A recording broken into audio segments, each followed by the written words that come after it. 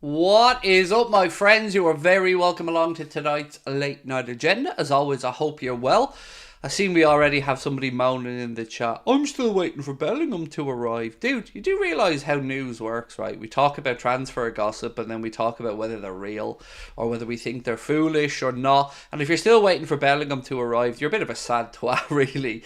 And also, if you don't know how news works, I mean, if you wanted just Liverpool news, then Liverpool will give you that news. But we're here to talk about fan opinion, what we would like to happen with regards to the squad, and what we think of the transfer stories. And if that isn't for you, then I'm sure there's more boring content out there for you to have an enjoyment of. But I don't understand the mindset again. Coming straight in moaning. Nobody dragged you here kicking and screaming, dude. You're at home, you click to watch and you start moaning. Get a life.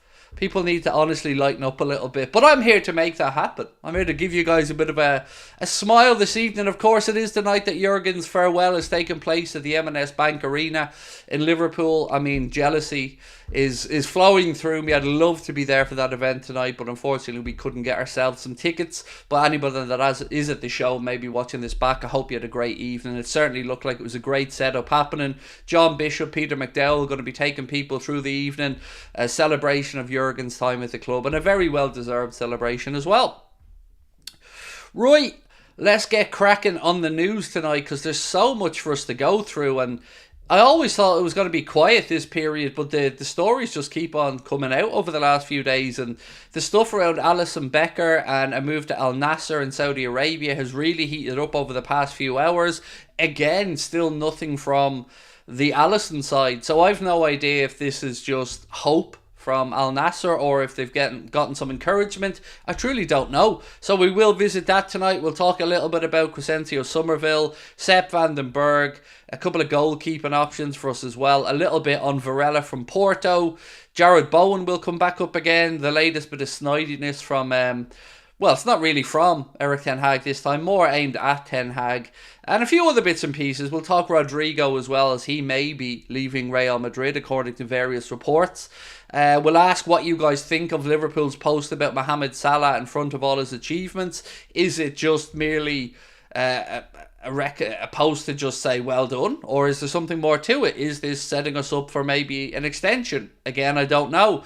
We'll be talking about Levi Colwill as well, Max Kilman, and a couple of other players that have been linked with Liverpool. So I hope you're all ready, because there's a lot for us to get through. Again, just to start off, do drop a like on the stream, hit the subscribe button if you haven't done so, and thank you as always to those who've bought tickets to the live shows. Belfast coming up in just 3 days, Cardiff and Liverpool as well. I'm not going to go in on it tonight too much, just letting you guys know that you can get the tickets via the link at the top of the chat. Right, let's get cracking. Craig, do you think Job could be as good as Jude? I've no idea. Of the two Bellingham brothers, I haven't really followed Job all that much. I see Jude Bellingham today has just been awarded La Liga Player of the Season, I believe. So congratulations to him on that one. Would have loved him at Liverpool, but hey ho, didn't happen. Did you know that Bobby played his last game a year ago today? I didn't, Gary. I didn't, but I do love a mad factoid like that, bro. So thank you for that information. God, I miss him. I really do miss Bobby Firmino. Of all the former Liverpool players, he's the one for me. Just because the Saudi team is pushing for Ali doesn't mean that he will go. I hope he doesn't go. He's the best keeper in the world. Love your videos. Keep up the good work and good luck. Absolutely, Joshua. And thank you, mate. Lovely comment. Really appreciate you. I'm with you. I don't know what to make of all this, mate. That's the truth. You know, I'd love to hear Allison come out and go, come on now. This is silliness. I have a contract at Liverpool till 2027 and I'm very happy here, because I guarantee you every single one of us are very happy with Alisson Becker. And as you've said in your comment there, Joshua, he's the best keeper in the world. I have no arguments about that at all. And I am very, very, very, very much hopeful that there's nothing to this. It's just Saudi looking to, I don't know, attract more players, because I certainly hope there's nothing from Alisson's side. Good evening, Craig and everybody. Hope you all had a wonderful day so far. Thank you, Utah. Same to you, my friend. Max Kilman from Wolves, can't see it, said Alex. Why? Again, I'm not saying it is or isn't happening, Alex, but It has been reported from Ben Jacobs, and again, I'll go through that tonight as well. He's a decent enough player. I haven't watched all that much of him, mate, to be honest with you, to say whether he'd be good enough for us or not. But I do love a transfer gossip story, so let's get cracking. Right, we're going to go through today and start off with an old link that's come back around again. And Anfield Sector have posted from, I think they're crediting a couple of Portuguese accounts here, and said Liverpool and Bayern Munich have inquired about Alan Varela. Now, this is a name that has been linked to Liverpool for a year and a half or so. Nothing came of the last few links, obviously. Bayern Munich again looking, but if you're talking about the price tag here at €70 million, which I believe is Varela's buyout clause, Porto, my own opinion is that there's much better value to be had out there, and unless you can get him for less than that buyout clause, I think there's better business to be done for myself personally, but I'd like to know what you guys think of it. Lorcan, thank you, buddy, for gifting an Anfield Agenda membership. Really kind of you, bro, and I'm sure it'll be very much appreciated as well. I take Firmino back in a heartbeat. Well, I wouldn't. As much as I love him, his best days are truly behind him. I think it was the right time for Bobby to leave, but God, I still love him. I love him to bits. No less than 80 million for Ali, said Ash. We'll move on to talk about Ali in a couple of minutes, mate. I just want to go through the news kind of as I have it in my notes here, so I don't miss anything, because I'm terrible. I'll forget half the stuff I have in my notes if I don't do it in order. So yeah, on Varela, look, for me, again, it would be very much a case of, do we need him? Is it worth us shelling out that much money? I think, as I said before, if we are to look for a midfield option, there's a couple of options, I think, between 30 and 40 million that would be better value. Ederson from Atalanta being one of them, like we spoke about yesterday. I would take Ederson over Varela, said Galactic Strips. David Lynch and Ornstein have already put down the Allison to Saudi this morning, Craig. These links have only come out in the last couple of hours, though, so it's got nothing to do with them. And look, it's great. I hope that they're putting them down. But you know what I'm getting a picture of? I don't know if this is just me, but all these stories linking the likes of Allison and Trent and Virgil, maybe even a little bit, and certainly Mohamed Salah. Is anybody else getting the feeling that we're being set up to almost be grateful if we keep players this window? That's my fear, is that there's a few things going around now starting to say that Liverpool's plans now are to stabilise the team and to build going forward. That's not good enough for me, folks, because one thing I'll say to you is our competitors aren't going to sit in their hands.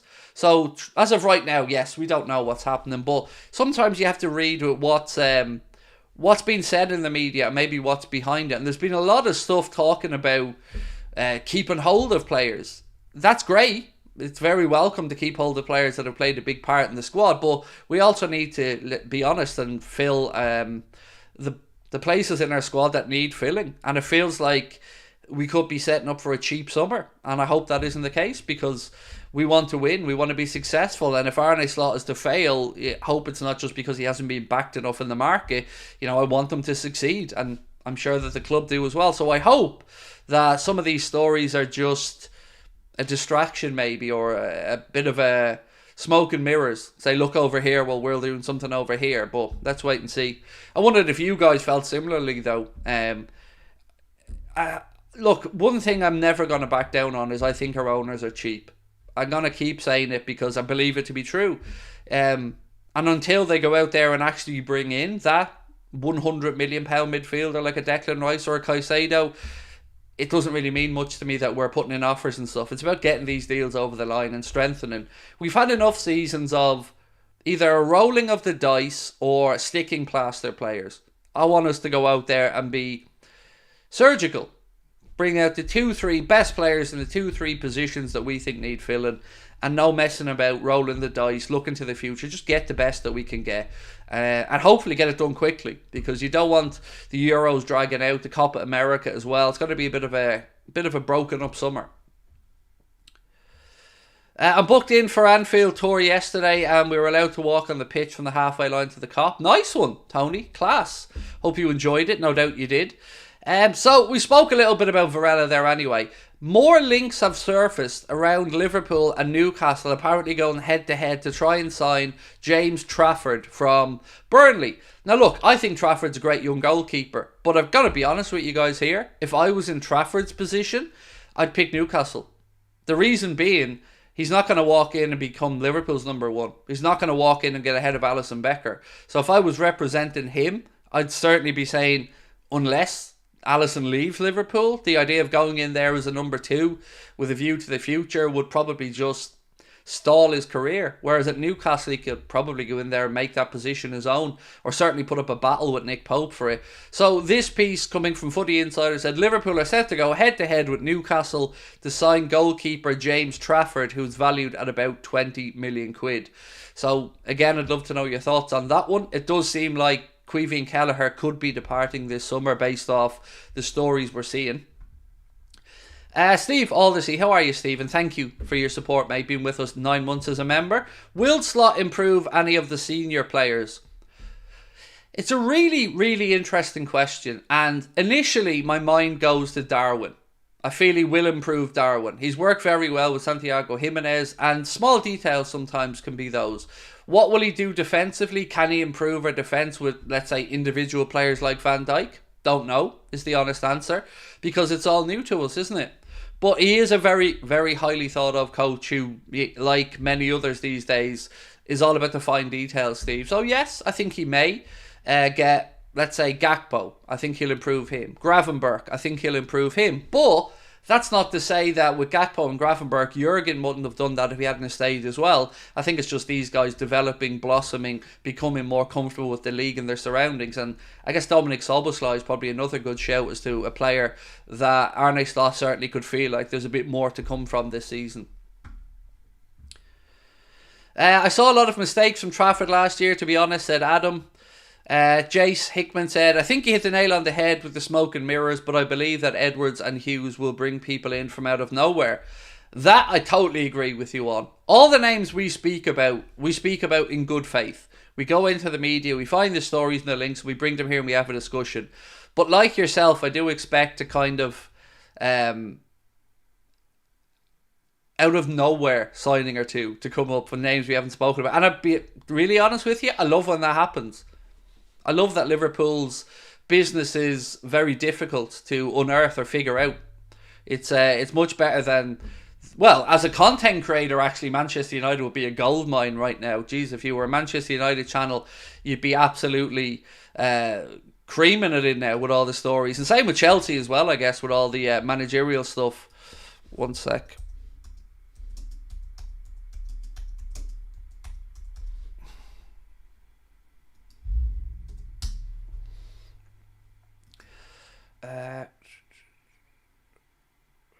So Larkin gifted a membership to Bill. I think I went through that one, but just in case I didn't, thank you, Larkin. Mark's just giving me a nudge here to remind me in case I missed it. Chris Davies, welcome to Anfield Agenda Ultras. I really do appreciate your support, mate. Welcome into the family. Right, Jordan Peter Lee Jones said, playing a 4-2-3-1 would automatically improve players like Robbo and Van Dijk having better protection sat in front of them. I like the thought process there, Jordan. When we talk about defence, and I'm guilty of this as well, often at times we do just think about that one defensive line, right? The goalkeeper and the 4 defenders. But you do have to defend from the front. And if the ball gets through to Van Dijk and Allison, we've got problems. We want to be stopping it before getting there. So again, I think you've made a really good point.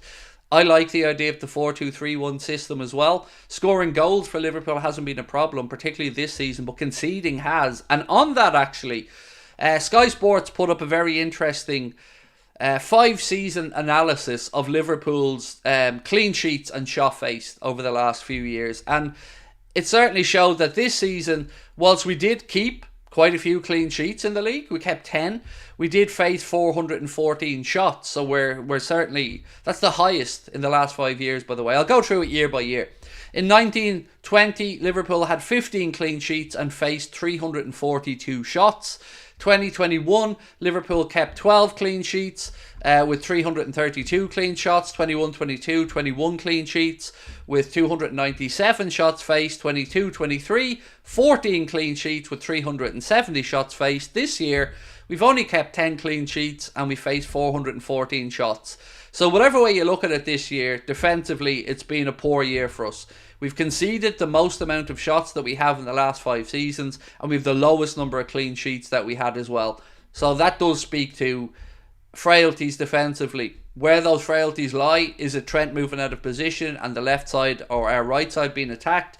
Is it giving away the ball in midfield in transition? Lots of arguments as to what causes it, but the numbers don't lie. It has been a poor season defensively. I fear an underwhelming summer. A lot of money has gone on Edwards, Ward, Hughes, etc. Plus FSG want a new club for their portfolio. So, again, Liverpool, according to FSG, is a fully self-sustaining club and it's run accordingly. So, whatever you think about money being invested in another team, it won't affect Liverpool because we look after our own money.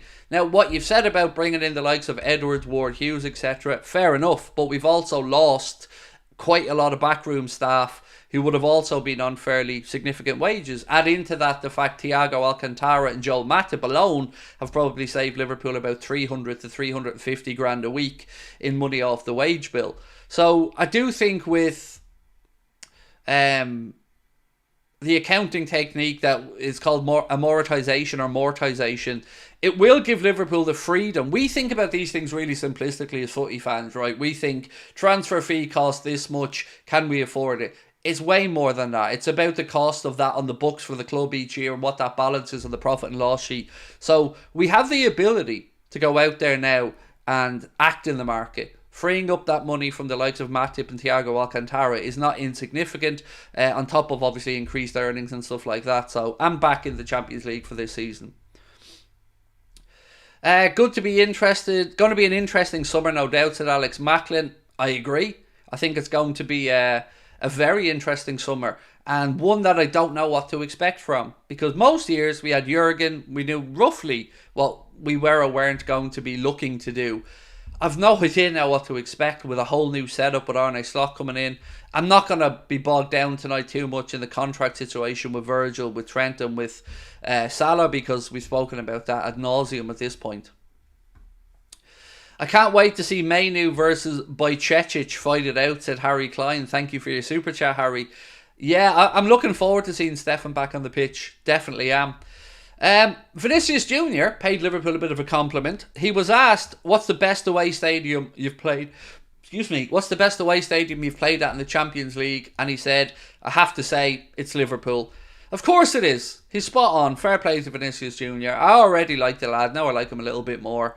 And I don't think he's alone. I think many fans, if you ask them, would say coming to play at Anfield is an enjoyable but intimidating experience nonetheless.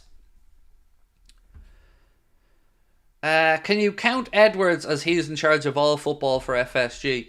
Well, I don't know how you account from an accounting perspective. I don't know who's paying his wages as an example. So in that regard, I don't know. He is, as you rightly said, FSG CEO of footballing operations. So he's not just overlooking Liverpool, he's overlooking anything to do with football from FSG's portfolio. And part of that will be, of course, adding another club. Jordan, Peter Lee Jones said, FSG can't afford a bad window. They no longer have the brilliance of Klopp to turn players into diamonds. This is their time to show how much we actually mean to them. How much do you think that is, mate? Honestly, I have my doubts about FSG and their hunger to win. I think their hunger is to keep driving the value of their asset up. And football clubs have been a goldmine for owners in recent years. You know, Premier League clubs' values are going up and up and up. And for a club that was bought for, 280, 300 million quid is now valued at between 4 and 5 billion. I think they're happy to sit back and as long as they can keep maybe ticking over in European football and getting that TV revenue in, I feel like they're happy. And that's not good enough for me. I want us to go out and compete. You can't tell us, and I go over this every summer, you can't tell us all year how brilliant we've been with commercial partnerships, with new revenue sources, and all this other stuff, and then just keep crying poor mouth when it comes to say we can't go head to head with the likes of X, Y, or Z for a player. They choose not to. I don't believe that they can't. I believe that they just want bargains and want to do everything on the cheap. And I think they're cheap. And nothing's going to change my view on our owners in that regard. They're cheap. And I feel like what you've said there is correct. Jurgen Klopp did cover over a lot of deficiencies, and maybe they're hoping for the same from Arne Slot, but they do need to be backed. The managers do need to be backed as well to give them a decent chance of success. If Trent has a good Euros with England, do you think Slot will play him as a midfielder? I truly don't know, Leon, but I hope that we have a new contract sorted out for Trent before the Euros kick off, because, you know, that's my main concern right there with Trent at the minute. I'm going to go on to speak about Alisson Becker. So, a couple of things. Jason Burt of The Telegraph wrote, Al-Nassr want to sign Alisson Becker from Liverpool this summer. The 31-year-old Brazilian has a contract with Liverpool until 2027. And then there was another bit that came out later on this evening. Nico Shearer has said, Alisson Becker has received a very rich bid from a Saudi club, 3-year contract with an amazing salary. So, all of this sounds great and all, but excuse me again for sounding like I'm an idiot, but is that not tapping up? Like, we got in trouble with Southampton for the Van Dijk stuff, and every summer we hear about Liverpool players being offered X, Y or Z from other clubs. How is it that nobody else ever gets called out on this stuff? You know, I'm sure that they can approach Alisson Becker's agent and offer him the sun, moon and stars, but ultimately he's a Liverpool player who has at least 3 years to go in his contract, so the first port of call should be to inquire with Liverpool about his availability. And again, if he was to be sold, and again, I'm not saying this lightly, I'm telling you now, I'm not accepting anything less than 85 million pound for Alisson Becker, because he's the best goalkeeper in the world, and I don't want him to go. And I'm sure you guys don't want him to go. But let's say, just for a second, that he wanted to go. And it had to go to a number. That number has to be at least 80 million for me. But I can't reiterate this enough. I don't want to lose Allison, best goalkeeper in the world. I want him to stay and retire at Liverpool. Will I be streaming the Champions League final? Yes, I will, mate. We're doing the Belfast show on Friday. I'm not staying over in Belfast that night. I'm driving straight back down to Wexford afterwards, so that I can be back and ready to go for the Champions League final on Saturday. So yes, we will be doing the Champions League final here on Anfield Agenda on what's this? Oh, sorry, I was confused by something else there. That Mark had sent me through. So yeah, we will be. We'll do a watch along of that. We'll be doing the Euros as well. Now, we won't be doing all the Euros games. We'll be picking probably one of the best games each day and doing that. Do you think we have too many midfielders? Yes, I do, Chris. We discussed this a little bit last night, mate. If we're to go out there and I think it was David Lynch that made the point. If we're to go out there to look to bring in another defensively minded midfielder or somebody to play in the double pivot, I would say, yeah, we probably are a little bit overstocked still in midfield. I mean, let's count through between us now and help me out if I forget anybody. But in midfield, let's say we've got Bajcetic, Endo, McAllister, Elliott, Jones, Gravenberch. Who else am I forgetting here? Szoboszlai, Bobby Clark, McConnell, Tyler Morton. That's 10 I can think of off the top of my head, unless I'm forgetting anybody really obvious here. So we've 9 or 10 midfielders. Carvalho coming back in as well is a good point. Trey Neone coming through as well, although I don't think he's ready yet to be. I think a loan for Trey Neone may be in order. But yeah, that's 10 that we've counted up there, 10 or 11. So we are only going to play with 3 midfielders, right, in any game, no matter what way we line up, whether it's 4-2-3-1 or whether it's 4-3-3. So I think we've got too many forward-thinking midfielders and not enough of the Endo, McAllister, Bajcetic type. So for me, I'd sacrifice a midfielder from an attacking perspective to bring in a midfielder with a defensive mindset if we needed to free up a space in the squad. And for me, the first person out the door would be Curtis Jones. I can't lie to you. He'd be the first one out the door. Although that is a homegrown spot, so it is nice having homegrown players around. But for me, if we were to bring in a defensive midfielder, then yes, I think we need to move on a midfielder or two. To be fair, the academy lads won't be pushing to play a lot. I agree with that, Adam. The likes of Bobby Clark probably have a loan. And again, Neone, probably another year at underage level, to be fair, before he's even ready for that step up. Maybe give him some minutes in the League Cup games this season. It's that difficult balancing act between trying to find minutes for these guys, competitive minutes, and, you know, not stunting their development. The disrespect on Jones. It's called having an opinion. If you're going to play the childish, like, nobody's allowed to say anything negative ever, then just fuck off, in all honesty, because I'm not dealing with children. You know, we're here having a conversation, and not everybody at Liverpool Football Club is amazing. I hate to break that news to you, mate. Some of us feel that some players aren't pulling their weight, and some of us feel that others are brilliant, and then there's everybody in the middle.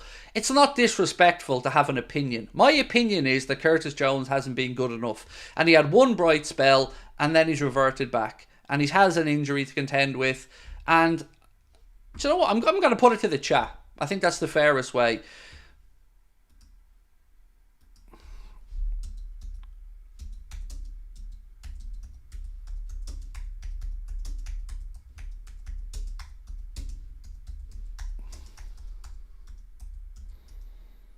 One sec.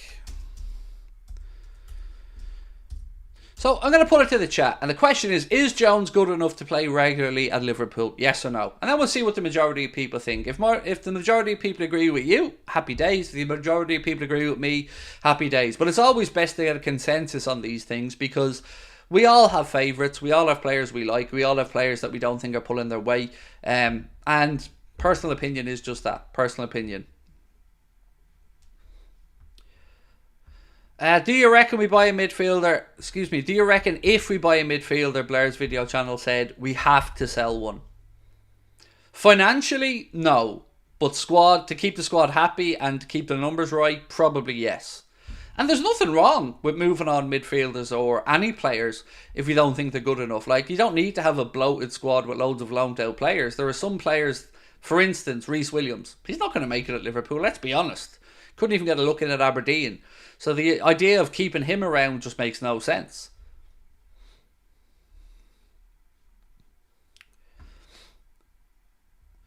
Are we talking about if he's on form or not? Because known Curtis, he's kind of up and down. That's the whole point. Is Curtis Jones has been in and around the first team now for, what, 4 or 5 years? Has he shown a level of consistency that makes you think he's going to be in the starting 11 the majority of the time? For me, the answer is no. Have I seen spells from Curtis that show he's at that level? Absolutely. There's been times where Curtis Jones has been phenomenal, been really important to the counter press. But I don't think he's consistent enough, and we need consistency. We don't need players who we don't know what we're going to get when we drop them in. I'd rather have a solid 7 out of 10 every week than somebody who can be a 6 and a 9 out of 10, if you get me. I'd rather have that balanced player that I know what I'm going to get.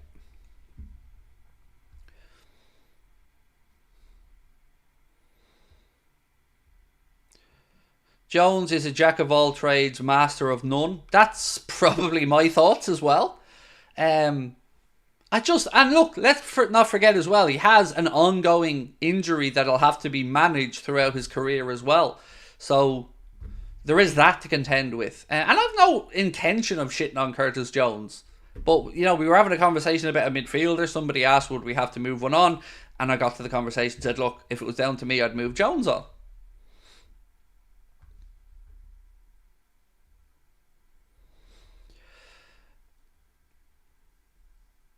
I'm from Aberdeen and still have no clue why he never played one game for us. Was hoping he'd be good in our team but never got a chance. It is a mad one, Peter, that I thought when Reece went up to Aberdeen as well, I thought, okay, this should be a good chance for him to get some game time, but, you know, maybe he didn't get on with the coach, I don't know, but yeah, it was crazy to see him play nothing. I think Jones' situation can be the same as Darwin, and probably Slock can unlock him in a way that he can be consistent. Well, to be fair, Jones has been around longer, and I think I wouldn't consider him like Darwin. I think if Darwin put everything together, you've got one of the best strikers in the world. I don't see Jones, if he puts everything together at his very best, being even one of the best 25 midfielders in the Premier League, personally. But again, it's about squad places. Can Curtis Jones stay in the Liverpool squad and do a job? Yes, of course he can. But I'd rather have people that I know are going to be in the starting 11 most weeks and then supplement that with some changes. I'd never ever want to see Curtis Jones playing in the number 6 position again. Let's give him a chance to develop himself. He's had lots of time. Like, opportunities and time haven't been what held Curtis Jones back, let's be honest. Like, he's what now, 24? He's not been short of opportunities for me. It's just never been consistent enough. One week you look at him and he looks like Steven Gerrard regen, and another day you look at him and he looks like, I don't know, Anthony Letalak or somebody that just steals a living. Craig, I hear Nat Phillips is likely to move to Cardiff now. The transfer embargo has been lifted. Do you think that will be a good move for him? Yes, Championship, nothing wrong with that. Nat Phillips is a good, honest centre half. He just doesn't have the attributes, I think, to make it a Liverpool or at a very, very top club. But I love the idea of Nat going and just, putting down roots. He deserves that opportunity.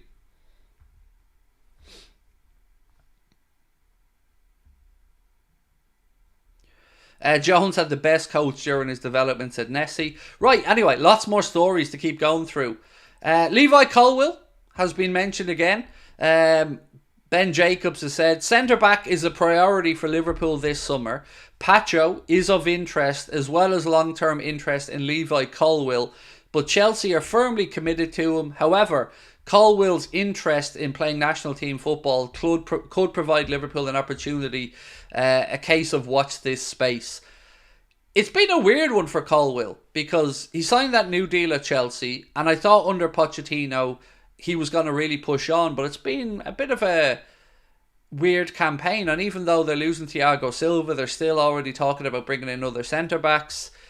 I'd love Colwill at Liverpool for the right price, but I wouldn't want to be held to ransom for him. But if Chelsea are open to selling, I'd love us to be at that table. But I really think that the opportunity went last summer when he signed the new deal, personally.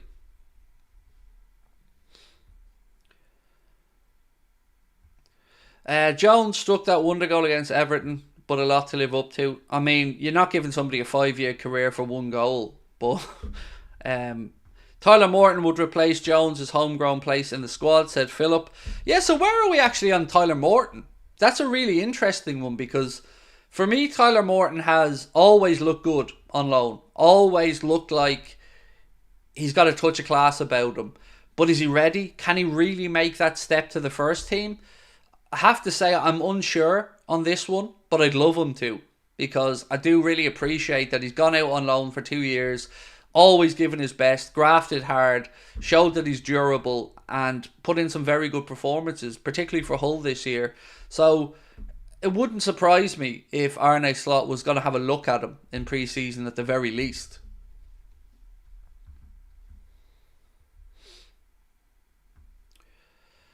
We should be in for Tosin Adarabioyo. I thought the same. I've seen Newcastle pushing hard for him, and I think there's another Premier League club there somewhere as well. But yeah, like you, mate, I thought Tosin Adarabioyo leaving Fulham on a free. I'd seen a couple of links to us and him, but certainly in the news we don't seem to be anywhere near the front runners, based off what we're seeing in the media anyway. I don't understand the Jones hate. Why is it hate when you just don't think someone's good enough? Why is it? Am I calling him a prick? Am I calling him out for any of his personal beliefs? No, we're talking about football. And there's too many soft arses that think any criticism is hate.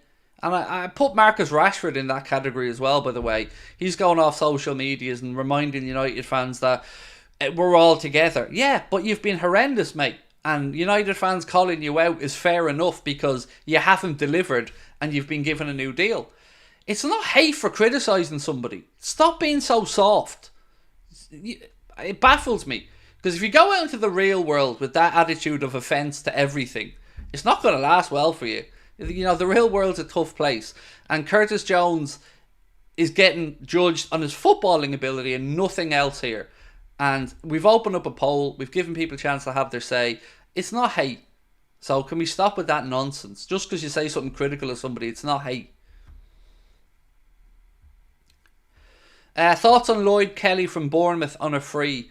Another one we've been linked to, but I think, again, Newcastle. Newcastle and Spurs had been strongly linked to Lloyd Kelly. I don't know if a deal is done yet. I may have read something the other day that suggested one was close, and again, I think it was perhaps Newcastle. Boxed Will, thank you again, mate, for being with us as a member for 9 months. Jones is one of our more frustrating players. 2-3 great performances, then he drops off for the next month. And that's my point. It's all about consistency. Consistency, consistency, consistency. And it's no good having a player, like you said, that comes in, plays great for a few weeks, and then falls off the edge of a cliff. That's not going to win us a league title. 38 game season's a long season. We need that consistency. Eric said Musialowski. I believe Musialowski's moving on this summer. That was, I can't remember which journalist said it at the end part of the season, but I'd be almost certain that Mateusz Musialowski is going to move this summer. He came in with a lot of fanfare as well, you know, the Polish Messi as he was called, but it didn't quite work out there either, and I don't know why, to be fair. You're absolutely correct, Craig. It's just one of my bugbears, Mark.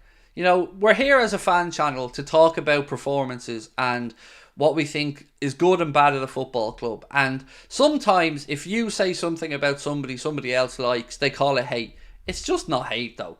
You know, hate is really getting personal and judging them on non-footballing ability and stuff. And we've never, ever done that as a channel. But I don't think Curtis Jones has been consistent enough. What do I think of Fabio Carvalho? He's a bit of an enigma to me because the talent is there. Certainly did well in the loan spell at Hull. But yeah, at Leipzig, I'm paraphrasing here a little bit, but somebody from the Leipzig side said that he was almost not willing to fight for the place in the squad. And again, I am paraphrasing, so that's not their exact words, but it's a weird one because Liverpool signed him. And I thought, okay, great signing. I like the player. Let's see what we do with him. But we didn't seem to really have a plan, or that plan didn't work out because very quickly the minutes start falling down and then the loan spell. So I haven't got a clue what to expect with Fabio Carvalho because, you know, dare I say it, he reminds me of a Felipe Coutinho type player in that capable of real brilliance. But is there a place for that type of player under Slot?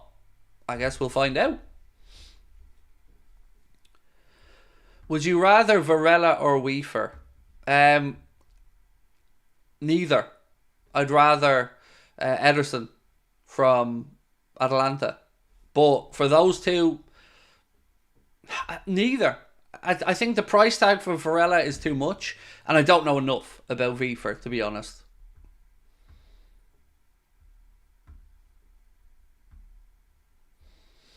Hardly soft, it's a figure of speech.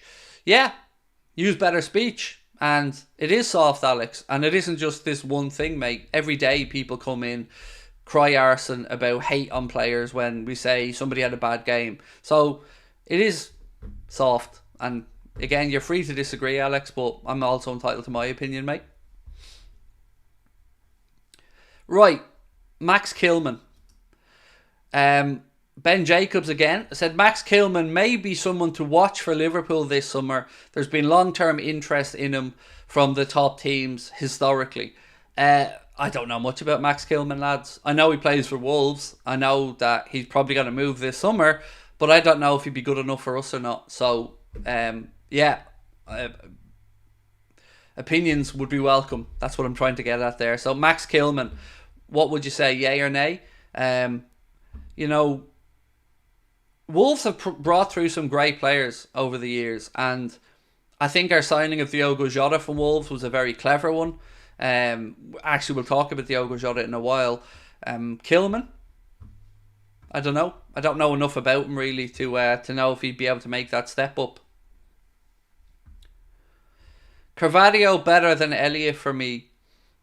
I think they could both be really, really good, impactful players. Elliott, I think Elliott's a better player right now than Carvalho. I think Carvalho may have a higher ceiling than Harvey Elliott, but right now I would personally put Elliott above Carvalho at the minute. Anything about Inacio coming to Liverpool? Not lately. It's gone very quiet, Jason, over the past few days. So we do know that a centre-back is a priority for Liverpool this summer. Some journalists have said a left-footed centre-back is the priority, but I do feel we will bring in a centre-back. And on that, let's talk a little bit about Sepp van den Berg, because James Pearce, writing for The Athletic, has said that Liverpool have put a price tag of £20 million on Sepp van den Berg, should he depart this summer. Now, he also said that there are reports in Germany that Mainz have an option to buy him for £4.3 million, but Liverpool are adamant that that is not the case. Now, I was thinking about this over the course of the day, and my initial thoughts were 20 million, that's really high. But then I wonder, have we got our Premier League blinkers on? Because look at, let's say, Jared Branthwaite, who plays with Everton, is a good up-and-coming young defender and will probably move for about 50 million quid. And nobody's really going to bat an eyelid at that. He was in a relegation battle with Everton, showed that he was good and will get the move. So when I thought about that and I looked at the situation with the loan spells at Preston, at Schalke and at Mainz particularly with Sepp van den Berg, I think that valuation's actually fairly okay. You know, because there is potential there. He showed his worth at Mainz. And I think 20 million is reasonable for a centre-back that, you know, was highly thought of when Liverpool brought him in from PEC's Volla. Fought off competition with the likes of Ajax, Bayern Munich and other people for a signature. So I think it's actually reasonable the more I've gone on. But my initial thought was 20 million, are you mad? But why not? We've seen the money we've gotten before for the likes of Solanke and stuff. So if Liverpool can get to 20 million, I think why not go for it? Or give him a chance. You know, one or the other. It seems to be that journalists are divided between he'll be looked at this summer or he'll be moved on this summer. But, you know, let's wait and see. Right, so we asked you guys, is Jones good enough to play regularly for Liverpool Football Club? We've left it running in the background. We're about 750 odd votes and 62% of people say no, Jones isn't good enough to play regularly for Liverpool. 38% of people say he is. So, yeah, you can see the division anyway. So to go back to my earlier comment to the gentleman who was saying about Jones being outstanding, I don't think he is. But you can see it isn't all totally one-sided. Like, yes, more people were on my side of that debate, but it's not a huge number. Just, what, nearly 2/3 of people. So I think the feeling is that he isn't good enough. And certainly on a lot of the fan forums I read, there is more people than not that think Curtis Jones has been given long enough. Is Seb worth a punt in the first team? I would say as a fifth choice centre-back, why not? Like, we've lost Thiago Alcantara. We've lost Joe Matip and Thiago Alcantara this summer. One of those being the defender, a centre-back, an experienced centre-back. So what we're left with is Jarell Quansah, Joe Gomez, Virgil van Dijk and Sepp van den Berg. And of those players, Joe Gomez is a utility player who can play in a whole host of positions.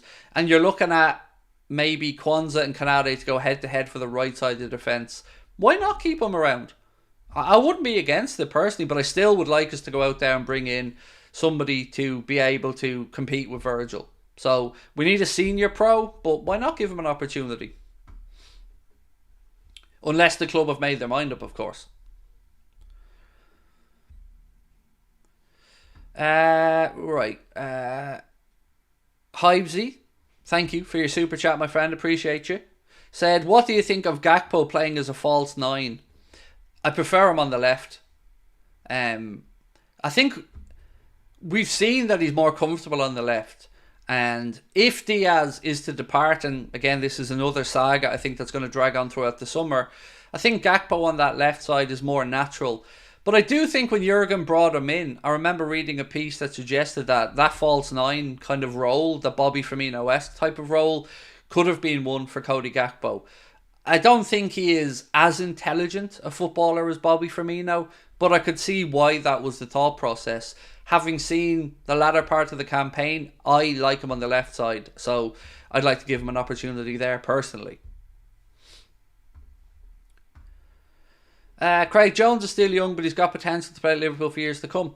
He is still relatively young, yes. He's 23, heading for 24. But it's a mixture of everything. So if you said to me, Craig, does Curtis Jones have the tools to make it at Liverpool? I'd say yes. But it isn't just about that. It's about the availability. It's about the consistency. As somebody said before, you can't have somebody that's great for a month and then goes back. He has to develop that consistency.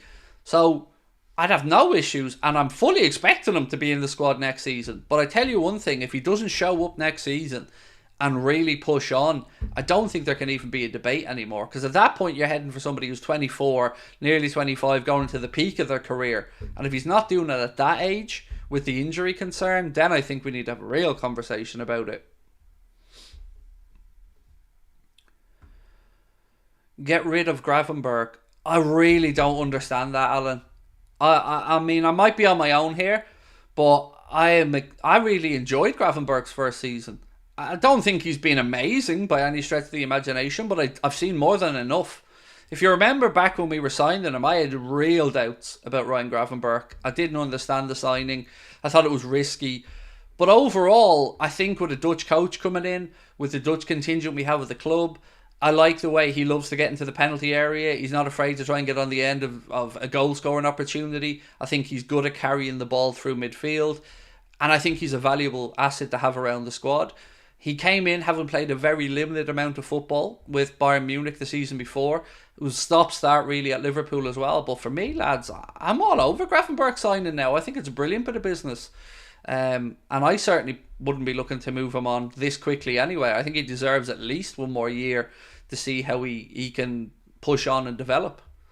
I'm sure there was something about him today though that I was supposed to read out. Bear with me. I'm looking back through my notes. I swear there was something about him today. Transfer sector again are saying Liverpool and Chelsea are amongst the Premier League clubs who are interested in Leeds United's 22-year-old forward Crescencio Somerville, and that comes from the Mirror. Do you think deals will occur before the Euros or a Copa or after? Probably both, the Nielsen mate. But for me, I'd love us to get the business done as early as possible. I just don't know if we're still playing catch-up. Because obviously, a lot of change behind the scenes at the club. Richard Hughes, Julian Ward, Michael Edwards, a new coach, new backroom coaching staff as well. So I don't know if we're playing catch-up and we're a little bit behind in that regard. But what I would say is I don't expect either of those tournaments to really be a deciding factor for Liverpool about whether they will or wouldn't sign a player. I don't think we're going to see somebody at the Euros and then Liverpool just go all of a sudden, oh, let's get this guy. I think we have our targets in mind already, and if we can get them done before the Euros, brilliant. But it's going to be a busy summer, really is, because a lot of clubs have a lot of changes happening, managerial, players.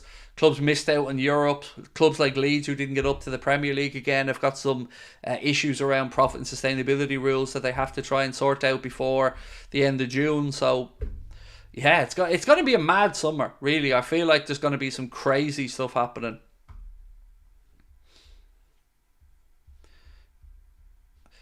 Someone said I missed the super chat. Oh, I did indeed. Sorry. Thank you for pointing it out to me, mate. Appreciate you. So, Baked said, we need to backslot in this window. 2 centre-backs and a DM. 2 attackers. Sell Jones plus sell Salah if his contract isn't sorted. Otherwise, sell Diaz. Right, on Diaz. So this piece here from Ben Jacobs said, Liverpool want to keep Luis Diaz. He's contracted until 2027 and there are no plans to sell him. But the links aren't going away. The links to Barcelona aren't going away. And that's my only concern, is Barcelona. Because if he wants to go to PSG, then that just tells me everything we need to know. It's not about a dream move at that point. It's about Benjamin's. If he wants to go to a club he's dreamt of playing for his entire life and they come up with enough money that Liverpool are willing to sell, that's a different scenario. But that's the only scenario where I think this is acceptable. And I hope Liverpool don't look to sell Lucho because I like him. But I think he's the most likely. If any of our forwards were to be sold this summer, I'd probably say he's the most likely. Only because of the interest that seems to be in him from the likes of PSG and Barcelona.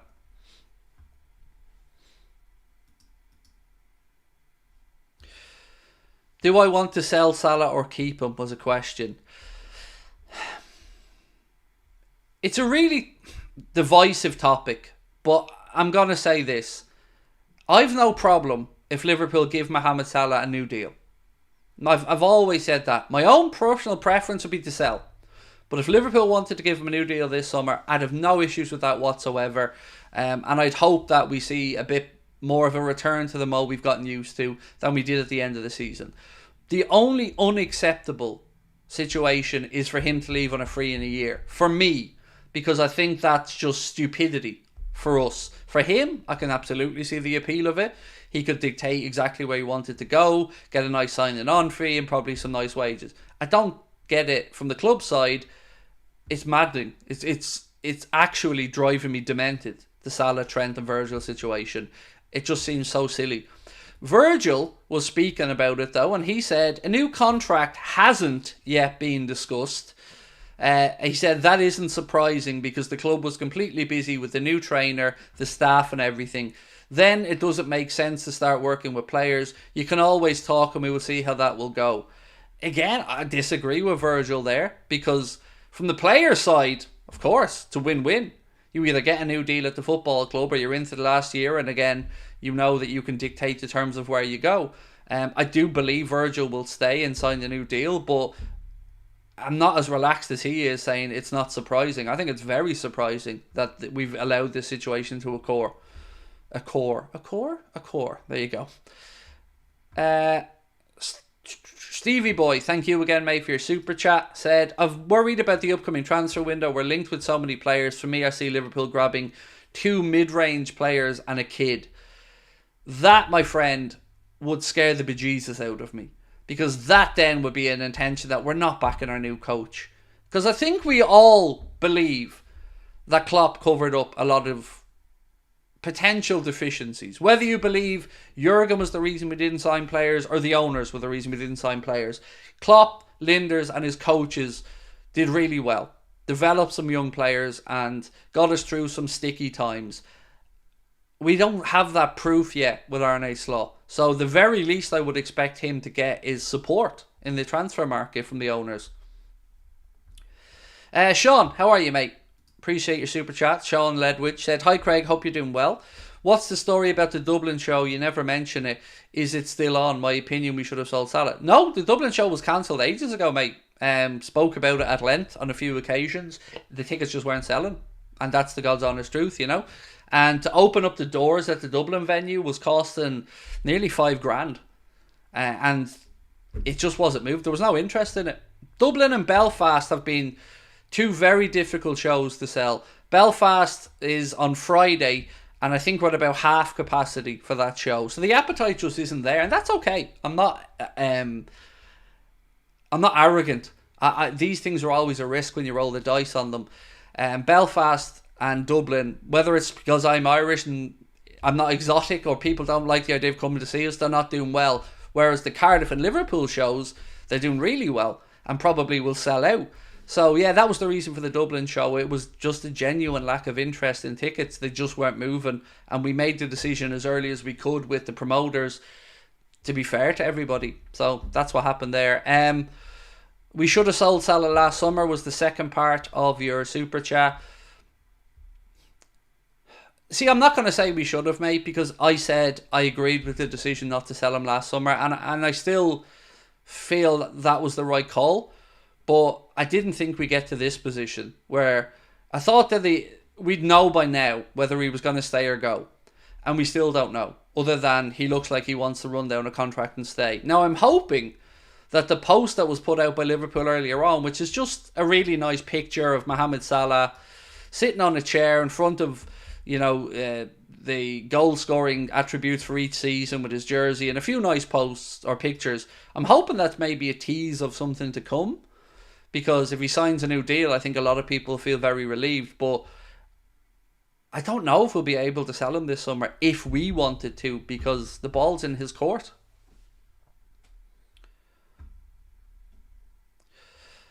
I feel it's inevitable that we sign Somerville. It certainly wouldn't surprise me. But then again, nor would it surprise me that Michael Edwards and Richard Hughes pull a name out that none of us have spoken about yet. And that's what makes transfer windows with Edwards around quite exciting. Have I missed any more? Danielson, thank you again, mate, for another very kind super chat. Said, how long would you go for Salah if he was to stay? Otherwise, would a few tens of million, 35 million, be better than the free? So, for Salah, I would easily believe you'd get 70, 80 million quid if you were doing a deal to sell him this summer. Is it worth keeping him and letting him go on a free? No, not for me. You might argue that it will help in the new manager's first year. It'll help back in the Champions League. And it will give us an indication that maybe Mo still has it. And at that point, maybe the club rush to try and get another new deal done, maybe with 6 months to go on his deal. But all I can repeat is it just doesn't seem like sensible business to me that the club have allowed it to happen with Trent, with Virgil and with Salah. I don't understand the thought process. How's the Liverpool show going? Really well. Yeah, I'm so surprised, honestly. Cardiff, I think we're about 40%, 45% maybe sold for Cardiff. Liverpool's only been on sale less than 2 weeks, and I think we're already nearly at 50%. So yeah, really, really happy with Liverpool and Cardiff shows. If you want to come and see us at either of the venues, you can get tickets with the link at the top of the chat there now or in the description. And the good thing about Cardiff and Liverpool is they're both all ages events, so everybody's able to come no matter what age group. Cardiff in particular, we sold the tickets ourselves, so we were able to put on a group ticket, so you can get 4 tickets for 50 quid in total. You know, you and 3 of your mates, let's say, which works at £12.50 a ticket. Liverpool is priced at £15 a ticket, and Cardiff individual tickets are priced at £15 a ticket as well. Yeah, delighted with how they're going, in all honesty. Can't wait. We're gonna put on. They're the last ever 2 live shows we're doing, so we're gonna give it our best and make sure everyone has a fun night when we're there. Just joining, Craig, please, what's up with the Allison interests? Absolutely no bother, mate. Let me fly back through them for you. And there's another story I haven't even spoken about yet. It links to a Uruguayan player, so bear with me on that one. Don't get excited, by the way. It's not Fede Valverde, in case anybody's getting excited about it. So, there's a couple of stories around Allison today. One story this evening said that he's already received a really rich offer from a Saudi club, a 3-year contract with an amazing salary. But there was another post earlier on in the day from Jason Burt of the Telegraph that said Al-Nassr, in particular the club Ronaldo plays with, want to sign Alisson Becker from Liverpool this summer, and he went on to say the 31-year-old Brazilian has a contract until 2027. All I can say to you, mate, is I hope that there is absolutely nothing to this, and that Allison stays and sees out his contract and retires at Liverpool if needs be, because I love him. He's the best goalkeeper in the world, and I don't want to lose him. But until we know for certain that he's settled, I haven't got a clue. Because remember, rumours about Alisson are going back a few months now. There was the misconception about the house sale at first. Then there was the stuff came out about his family not being able to settle with the weather and stuff in and around Liverpool. I don't know. I always try to assume that, you know, until we hear it from the club, Alisson's happy. But it does make me nervous when you see all the links. Have I been to a Liverpool game? Yes, of course, Dale. I haven't been for about 2.5 seasons. But before that, I've been to about, I'd say I've been to Anfield 40 to 50 times. I've been to 2 European Cup finals. I've been to a couple of games over in Dublin as well when Liverpool have come over. But yeah, I've been to Anfield loads of times. I was supposed to go to the semi-final of the Europa League, second leg, but we didn't make it through to the final. So that was this year's trip out the window. Last year, I was supposed to go over to Liverpool Real Madrid. I got threatened and we got doxxed a few days, or a day, sorry, before it. So I let the lads go over. Connor, Paddy and Chris went over. We had hospitality tickets for them. But I stayed at home because my son heard the threat on the phone and got upset and said, Daddy, you can't go. So there's a few reasons I haven't been over to Anfield. Some of them safety concerns, others just busyness, to be honest with you. But I definitely want to put that right soon because it's been way too long. Gonna bring Lucas down to a tour of Anfield when we're there for the show in August as well. Gonna bring him around and show him Anfield because he's never been. David Lynch tonight again saying he's going nowhere, which is great news, Alex, because I don't want him to leave. I believe Kelleher will probably move on this summer, but I don't know who buys him. You know, Forest had been linked with him previously. Celtic have been linked with him as a replacement for Joe Hart. But realistically, can Celtic afford the 20 million for Kelleher that Liverpool would ask for? And deservedly ask for, I should say, because he's worth every penny of it. I just don't know if Celtic would have that much money. So, again, we'll wait and see. Thoughts on Kvaratskhelia? I know the season's been bad for him due to the manager change, but I think he'd suit us well. Again, I would like a bigger sample size of Kvaratskhelia. Great season with Napoli the season before, and as you've said, Napoli have been nowhere near themselves this season, and were really poor all around. So I'm unsure on Kvaratskhelia. Would I put him in the price bracket of 120 million euro player? No, not yet for me. No, there's not enough of a sample size for me to feel confident in it. But I've also not seen links to him, really. And he did say himself that he's a Madrista, so he obviously wants that move at some point in the future.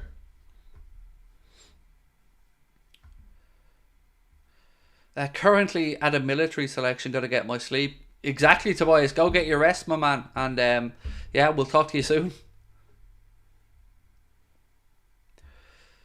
Kvaratskhelia is the perfect left winger. Yeah, but you've got to look at the price as well. If Napoli want 120 million euro for Kvaratskhelia, I think there's much, much, much better value to be had elsewhere. I just don't see him being worth that much money. Because I don't think he's been consistent enough. You know, at times in Napoli this season, he wasn't even in the starting 11. I know he had an injury as well. Right, so I did say to you that there was talk about a Uruguayan player. And it is Facundo Gonzalez has been scouted by Liverpool in the past. Left-footed centre-back. Another player to watch in the summer, said Ben Jacobs. Now, guys, I don't know anything about him. So, any tips from yourselves would be most welcome. Can see Kelleher at Brighton. Did you see, actually, that Brighton being linked with Graham Potter again? With him going back to Brighton. Which would be strange. At Brighton, yeah. I mean, look, Kelleher could play at any Premier League club, in my opinion. He's good enough to play in a Premier League club. It's just who has the money to give Liverpool the figure that Liverpool want. And let's say that this season of all seasons, Guivian's pretty much split the season in half with Allison. So we've a really good sample size of him. And I think he's proved that he's worth the money.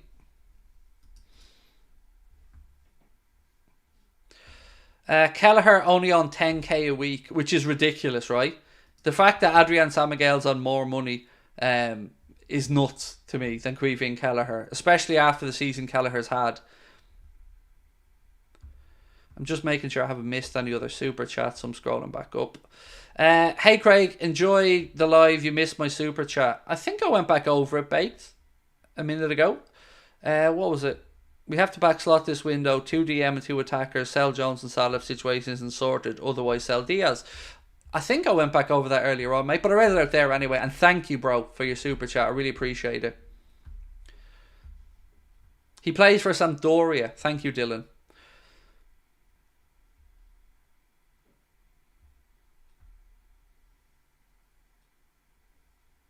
I'm very confused here. Why clickbait capper?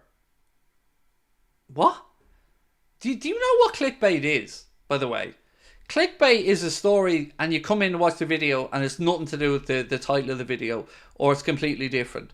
Everything that's on our thumbnails and in our titles we speak about at length in the video.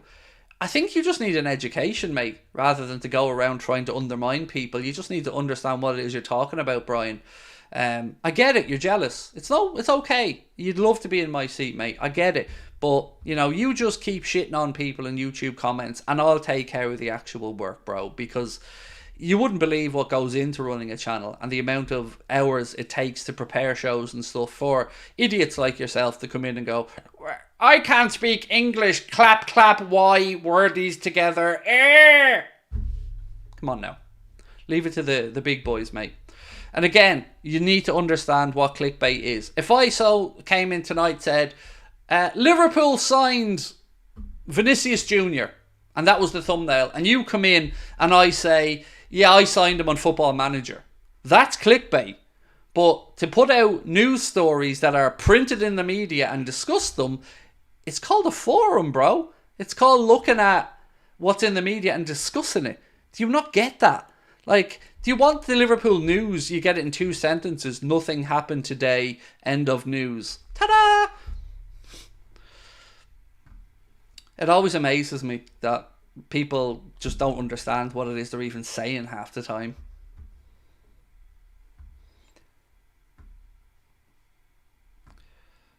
Craig, I would definitely love to see Rodrygo in a Liverpool shirt. As would I. And on Rodrygo, 1 second. What's this one? Fabrizio Romano said, Rodrygo not planning to leave Real Madrid as he's super happy at the club. No changes are expected. Those close to Rodrygo confirm plan to continue at Real, happy with club strategy. That's why he signed a new deal in 2028 with, what's this? A 1 billion release clause. Yes, but he himself was speaking and said, where was it? Not where was it gone? He was speaking and he said that he doesn't know what the future holds. He did say he's happy at Madrid, but something has to give at Madrid as well, because it's going to be very difficult for a Madrid manager to keep the likes of Bellingham, Rodrygo, Vinicius Jr., Kylian Mbappe, Endrick, Valverde, and other players like Brahim Diaz. To keep all of those happy, it's going to be difficult. So I very much believe Rodrygo wants to stay at Real Madrid. I think from our perspective, we just feel that if he is on the market, he'd probably be the best possible replacement for Salah. I'm sure I had this somewhere though, bear with me.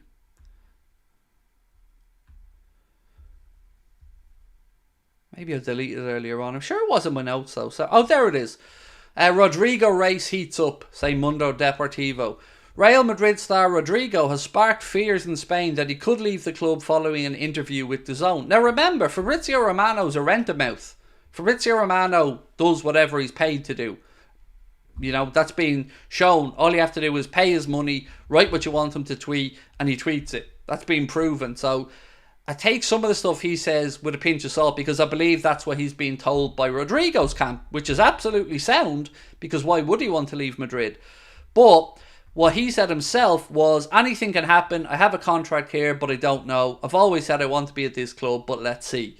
So that's the words out of the player's mouth, but I'm sure he does want to stay at Real Madrid. I mean, it's one of the biggest, if not the biggest club in the world, and he's had a very good season there, so it doesn't surprise me at all. But if he was available, I'd like to think that we'd at least consider it.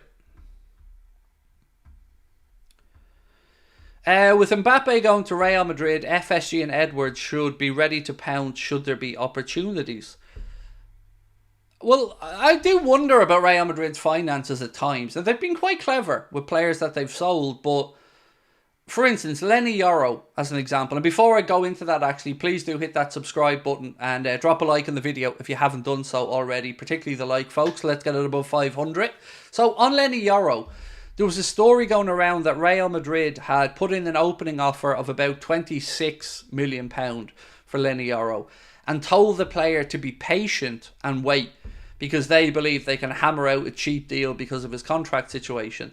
So that's how Real Madrid are able to do it, because they use their power as a big club, as a destination club, and they throw their weight around. In a good way, I mean.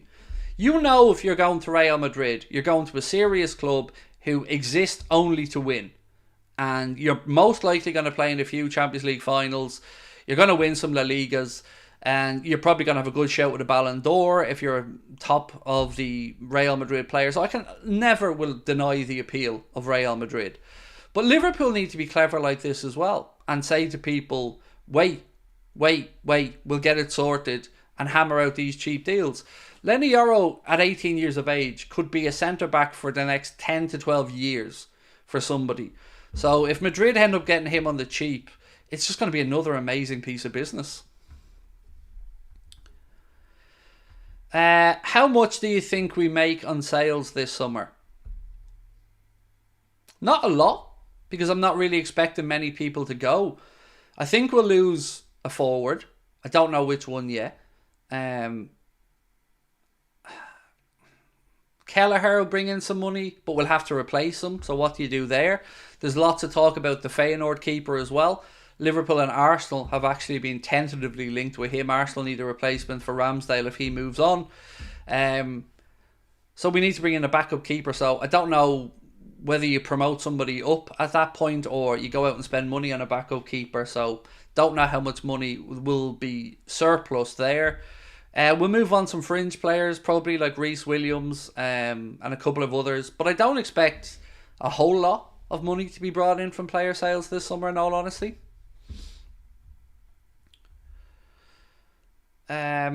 What do you guys think? Like, are you expecting much money to be raised from player sales this summer? Because I can't see who we really look to sell. You know, the squad's been stripped down a little bit with Thiago and Matip moving on, Adrian's contract situation, fringe players perhaps, but I don't really see first teamers that are likely to be sold.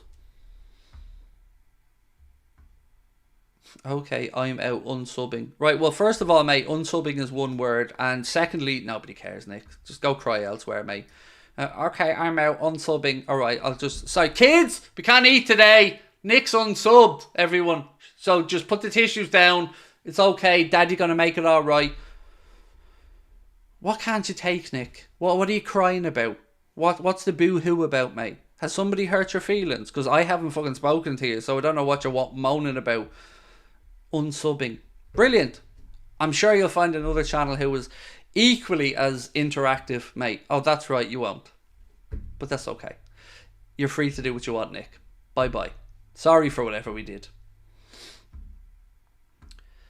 Spanish national team are relying on Barca to create and nurture the next crop of talent, as Madrid aren't bothered about that. Which is kind of ironic, because Madrid did say that they were looking to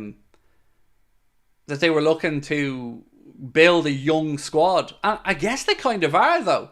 So they're sort of true to their word in a way as well. Because if they brought in Lenny Yoro, as an example, Jude Bellingham's gone in, Mbappe's, okay, middle at this point. He's not young anymore. Rodrygo's there. He's still about 21.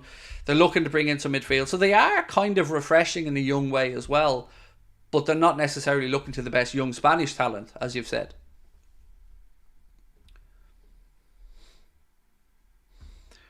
I'd prefer Bakayoko to Rodrigo. He's younger and probably quarter of the price. And more realistic, most importantly, mate, Alex. I think Johan Bakayoko is way more realistic than Rodrigo. I haven't watched enough of PSV Eindhoven to know. Oh, and on that, there was a funny thing actually in I think it was a Feyenoord newspaper or a Feyenoord outlet said. So this Feyenoord-based news outlet, ADNL, report that Erik ten Hag's comments regarding Arne Slot are out of jealousy for his arrival at Anfield, labelling Ten Hag precious and an intriguing man. He does seem to really have got a bee in his bonnet about the praise that Arne Slot is getting as one of the best Dutch coaches. It seems to have really annoyed Ten Hag, which I very much enjoy. So, here's the thing. If anybody in the channel is unhappy at something, be it the way I present, the way I don't read your comment, let us know. This whole, right, I'm out unsubbing stuff, how is anybody going to resolve any issues if your first port of call is to just run and jump away? We love our community. We try our best to be as interactive and as fun with you guys as possible. We can't, of course, make and see every single comment, nor will we all agree on every topic that we discuss. But we can do things in the right way. We can disagree in the right way. And I've no problem with people pointing out to me what they think they'd like me to do better or in a different way. I'm thick-skinned enough that I can take it on board. But the pettiness of the stuff of like, I'm out. Okay, bye. Like, you know, I'm not going to lose sleep over it.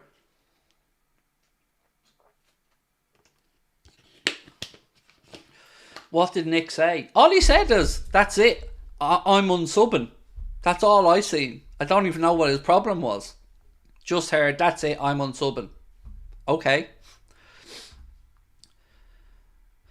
You're doing a fine job, Craig. Don't let anyone put you down. People are just jealous because they can't do a channel. Look, I want people to be happy. That's the thing, mate. I love my community. I want everyone to feel like they're valued, appreciated, understood, and most importantly, heard. But I'm only one person who can only go through so many comments because, you know, I've even, you'll notice, the streams have gotten longer. I've gone to nearly 2-hour streams now most nights because I want to get through as many comments as I can because your opinion really matters to me. So I do apologise sincerely if anybody ever feels overlooked, but it's not done intentionally. How are your bins? They're all right today, thanks David, mate. Yeah, no burning sensation just yet, my man. And Nico Williams and Chiesa, would you take them both? Said Gino. And by the way, Gino, your name is one of my favourite names as well, mate, of all time. Gino Salvador Morin. It's perfect. Would I take? Yes, I love Nico Williams and I like Chiesa. I can understand people's concerns around Federico Chiesa as an example, but yeah, I'd like them. I think they're both two very good players. But only really if we were to move somebody on, would I see us maybe going for a Chiesa. Nico Williams is just an exciting young talent. But if the reports are true about his wages, he's on a lot of money at Athletic Club Bilbao. I think 250 grand a week, which sounds mad until you realise that, of course, Bilbao don't really spend money in the transfer market. You know, they bring through players from the Basque region and bring them in through to the first team. And yes, they've paid some small transfer fees, so they can afford to spend a lot of their income on wages because of the way that they do business with transfers. Craig, how dare you not agree with everything I think? I know, Cam, I'm an awful man. The thing is, though, like, genuinely, I care. Like, I really do care. I don't like anybody feeling disenfranchised, because we started this channel to bring people together because I felt like lots of us that don't go to games regularly don't really have a voice or a place to share our opinions. So that's what the whole channel's about. And I'd pack it in tomorrow if you guys felt hurt or upset by anything we do. You mean a lot to me on a personal level. And of course, from a business perspective, the channel wants to continue to grow. But day to day, I really do like and appreciate you guys more than you know. So yeah, you know, nothing but love from my side coming across. But I can't read people's minds. So if you are unhappy, you know, just let me know.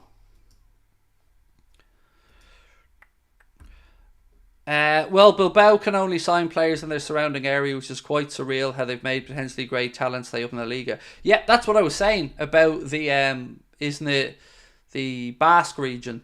It is incredible to see what that club can do. And, you know, didn't they qualify into the Europa this season as well? It is mad. Like, obviously, a great area of Spain to produce footballing talent. And it just goes to show you about the depth of coaching and opportunities there as well. To keep a club that high up and, you know, challenging with a limited way of doing business, I think it's incredible. You'd love to see Real sell some players and they buy, hardly ever sell. Where's the FFP rules for some and for others? So somebody showed me once, it was a few months ago, Mr. MH, Real Madrid's business over recent years. And it actually quite surprised me because I forgot how many little chunks of money they bring in. Like, as an example, United gave them 70 million quid, which is crazy. So if they do that and then you see them go out there and pay, what, 80 for a Bellingham? You've got to say that's just really, really good use of their money.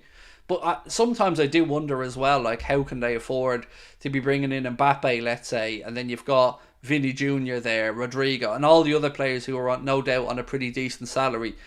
There are questions I can't answer, but I can't say that, unlike yourself, it hasn't crossed my mind. Omar said, Craig, I'm very happy. That's why I come to your live and watch alongs. Love you. Thank you. Love you guys to bits as well. Again, this community means a lot to me, which is why we do things that others don't do, like, giving out loads of tickets to people who can't come to shows for financial reasons because of the generosity of you guys. We've bought people football shirts, we've sent people on trips, we've donated to food banks. We do all these things in your name because we don't take you for granted. I don't. This is a dream to me. Every day I get to come on here and share my life and a journey with some amazing people, and it really does mean more than a job to me.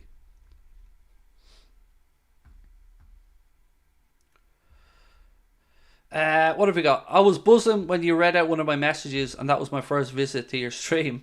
Class. See, I never think of stuff like that because I don't think of me as anything other than Craig Houlden, normal guy. So if reading out someone's comment makes them smile or happy, that's brilliant. I'll try to do as many of them as I can. But I want you guys to know as well that it is a two-way street. You guys have given me so much belief in myself, so much confidence, so much love, so much freedom to do this for a living. Like, I know what side my bread's buttered on, and you guys are the reason that I'm here, and I don't take that for granted. Can I tap dance? No. No. And don't ask to look at my socks either, because that doesn't end well. Samuel Chukwueze, not a bad player for us too. Right, so I'm going to remember. Is Chukwueze at AC Milan now? I know he left Villarreal. Was it AC Milan that he went to? Craig, have you ever been to a game? I answered that question literally 20 minutes ago, mate. I've been to multiple, over 30 Liverpool games, 2 European Cup finals, but I haven't been in about 2.5 years for various reasons, and which I want to correct, of course, but haven't been in a while. But still, every time I go to Anfield and walk up the steps and the pitch emerges as you're walking up and the lights are shining, same buzz, same butterflies in the tummy. But you know yourselves, like, it's getting harder and harder to get the opportunity to get tickets to games and go over. And the channel's my priority as well. For instance, if I don't do a watch along, the business is down an amount of money, let's say $1,000, and that's money I've got lads whose mortgages have to be paid. So the channel, the community, and of course the business side of it are always going to be my priority. I can't just jack it in and go to games.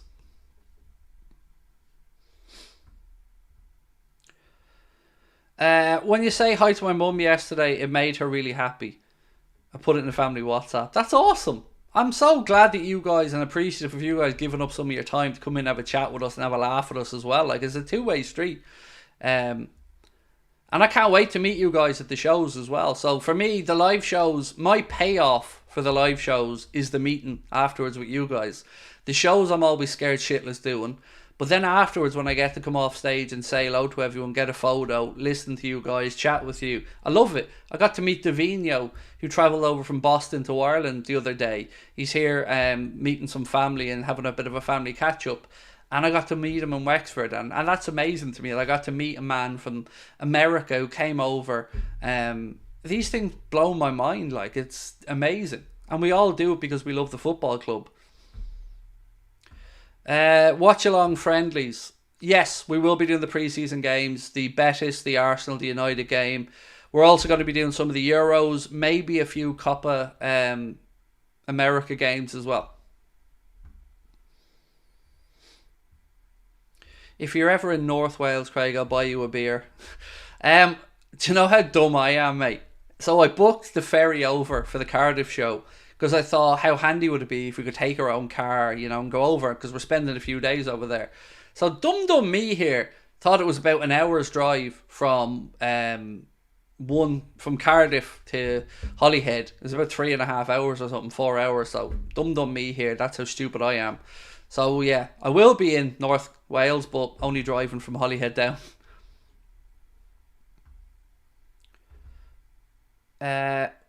Would I cash in on Trent if a big offer comes in? No. No, I wouldn't. I think Trent is going to continue developing in the right way and getting better and better. This season for me was a real important one for Trent. Right from when he showed up in pre-season, I felt like the time he spent with the Under Armour high performance facility or whatever it was, he came ready this year and he looked like he's now a man and he's coming into his prime. His ball passing, striking vision is incredible. So I really don't want to lose Trent. And I hope we hear that new contract agreement soon. I don't even know what a value would be on Trent, to be honest, because I don't know what the comparables would be in world football for the likes of a Trent. Who do I want to win the Euros? I don't mind who wins it, mate. I don't have a preference. I just want to enjoy the football. If you're asking me who I think can win it, I think England and France are the two favourites. You know, Germany at home, you never rule out the Germans. Spain and Portugal are always going to be there or thereabouts. But I genuinely think England fans could go into this Euros believing it can be done. France would be the favourites, though, I'd have to say.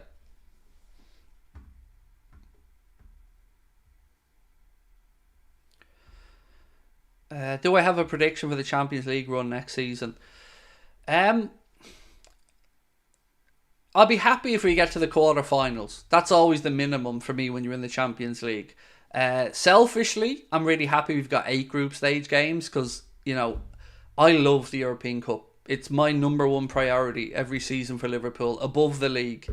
I love it, and the club has such a great affinity with it. So it would have really been shit if we weren't in the first version of the new edition of the Champions League. I'm intrigued to see how the draw goes. Of course, Liverpool are a pot 1 seeded team, and we're going to play 8 games in all. And really interestingly, the fact that there's 8 different teams that you're going to play as well. So you've got 4 home games, 4 away, but against 8 completely different sides.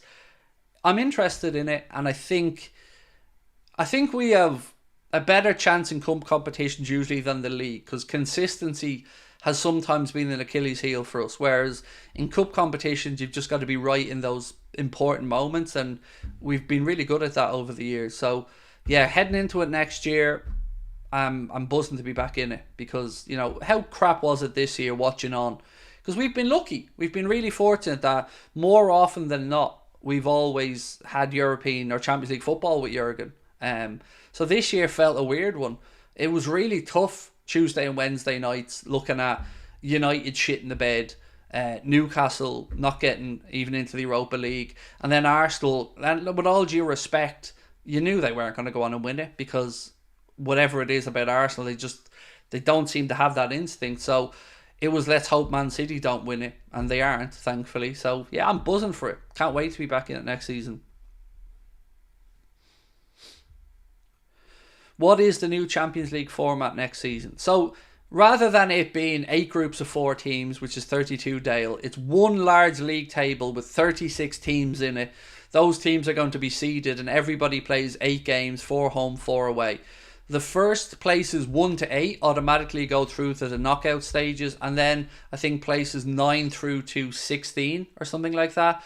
They have playoff places as well, but we'll go through it as it gets a little bit closer, mate. But the main changes are one big league table. It's called the Swiss model. You play 8 games instead of 6 in the group stage, and against 8 different sides. So you know, normally it would be 3 home games, 3 away against same 3 teams. This time 8 completely different teams.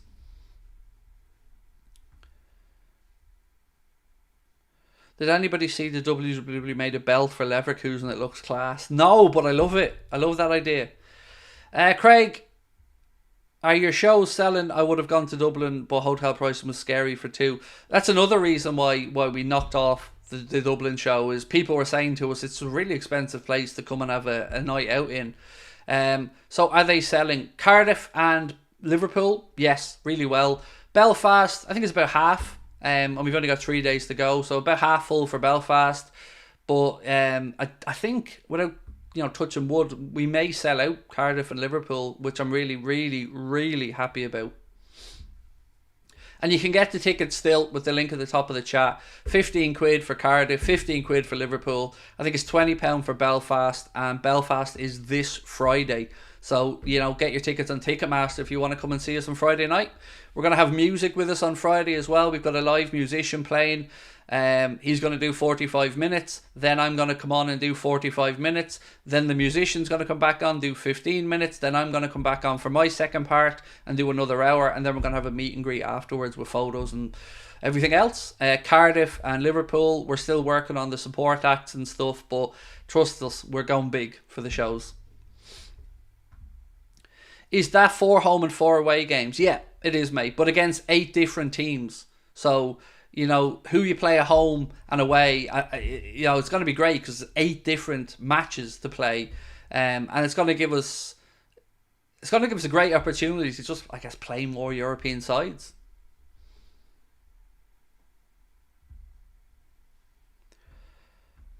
What's the 3 players you would love at Liverpool? God.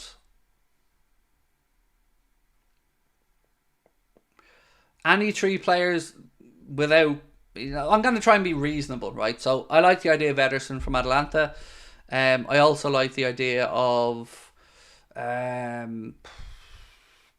like Mark Gay as an option from Crystal Palace. Levi Colwill, I think, would be a great option. Antonio Silva from Benfica, I love at centre-back as well. Inacio could be interesting. In attack, it depends. I need to know what the budget is. Are we looking for somebody who could come in for about 40 million quid like Bakayoko, or are you going big for somebody like a Leao or Kvaratskhelia or something?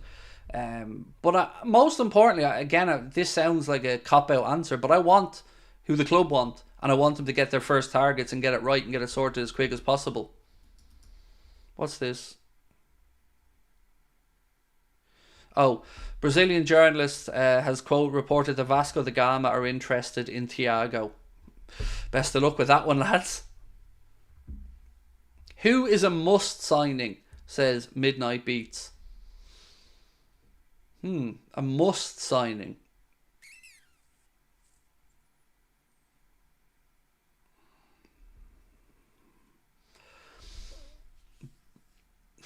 Bowen or Kudus? If you're saying like number one, give me one player, it'd be Bowen or Kudus. I think would both come in and do a great job, particularly Bowen. I know he's 27, 28, but if you lost the seniority of Salah, let's say this summer, Jarrod Bowen is that guy, in my opinion, to come in and just do the job. Yeah, I don't really have any number one targets overall because I think the manager still needs to address the squad, so I don't know what his thinking is. I think we need a left centre back, or at least a centre back, a defensive midfielder, and a versatile forward. That would be the 3 positions. What about Eze? Yup, Eze, Elise, again, both 2 cracking players. There's always a lot to be said about getting players with Premier League experience as well. Yoro, Pacho, Ederson, Kudus is a perfect window, said Toxic Edits. Pacho's going to be an interesting one. I've seen loads of names linked with him.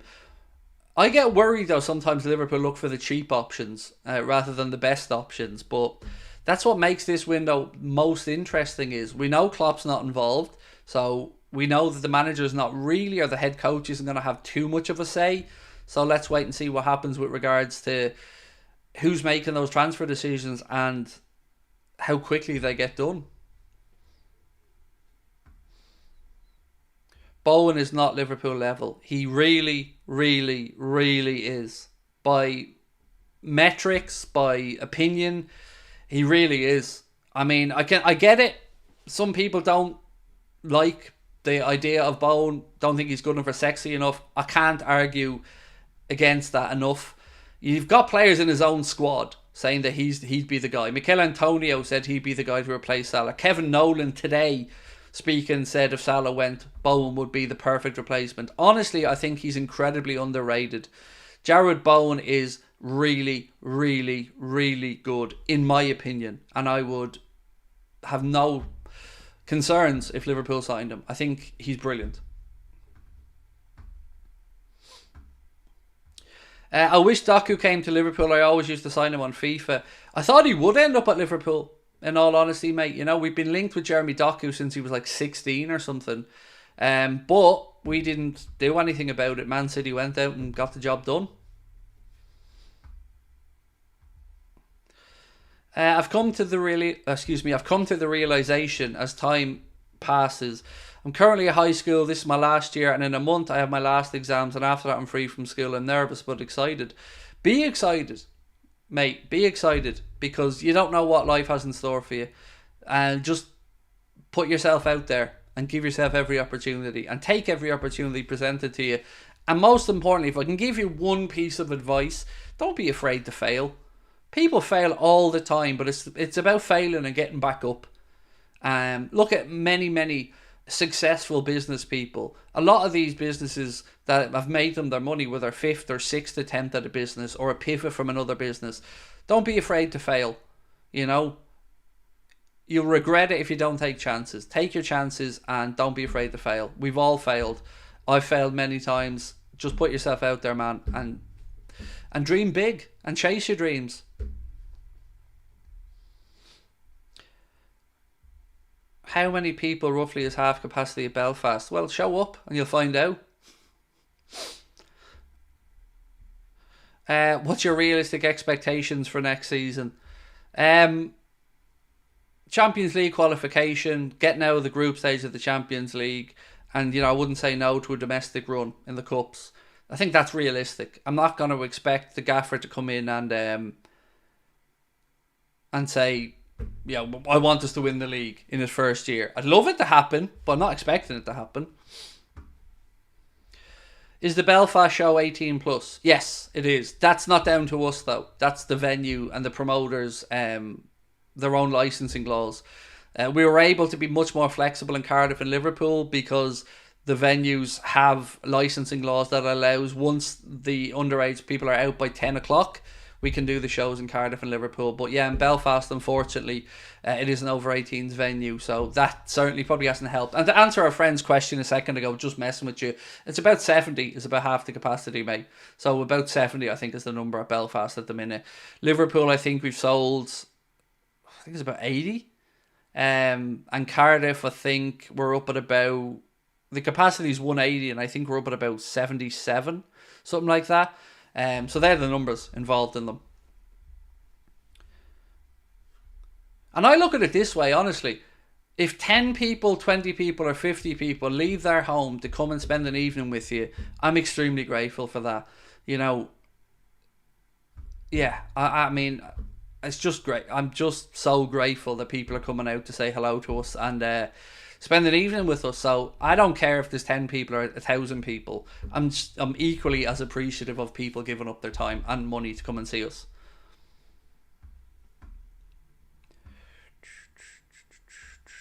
Imagine how Eric Ten Hag would feel if Slot came in and won the Premier League in his first season. Oh, his head would explode and I'd be here for it. But I don't know if he'd be around to see it.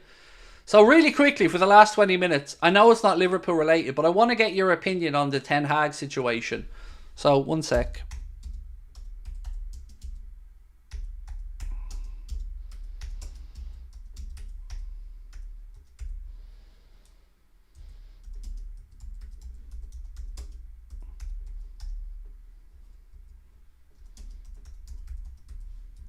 Right. Will Eric Ten Hag be United's manager next season? Yes or no? Because this has been a mad few days. Like, you see them out there almost interviewing and talking about other targets and then still saying that they don't know if Ten Hag will be sacked or not. I think he should be sacked. I think if he's a Liverpool manager and he finished 8th. Yes, you can talk about an FA Cup, but ultimately, Champions League's where you want to be at and challenging. And that's where United as a club should be. To be finishing 8th in the Premier League with a minus goal difference, with the most defeats I think they've ever had in a Premier League campaign, even with allowing for all the behind-the-scenes chaos at United, I just think it's not befitting of what United should be expecting. So I think he should be sacked. Whereas Pochettino, I thought that was lunacy, sacking him, because I thought that he'd started to show that he was turning it around.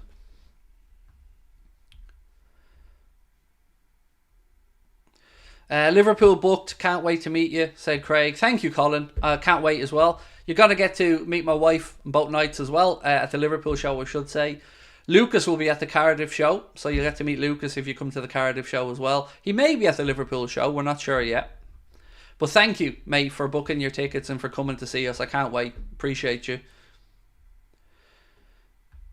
Did I see Goldbridge play at Anfield? No, I didn't. I'm not on social media, mate, so I don't see a lot of stuff. But no, I didn't. I never get invited to any of those type of things, so it is what it is. But no, I didn't see him playing there. Don't begrudge anybody any opportunities, as I've said before. But no, I didn't see it. What have we got? Any updates on Ben Doak? Nothing new other than he was called up to the provisional Scottish squad.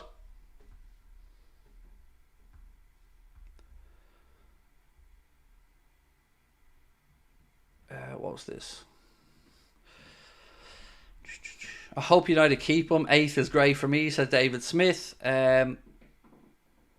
Hope he is, Craig. He's shy. Great show. Keep up the great work. You're a top bloke. Thank you, Tony. Appreciate you. Any links on Balde? Think he'll be good left back?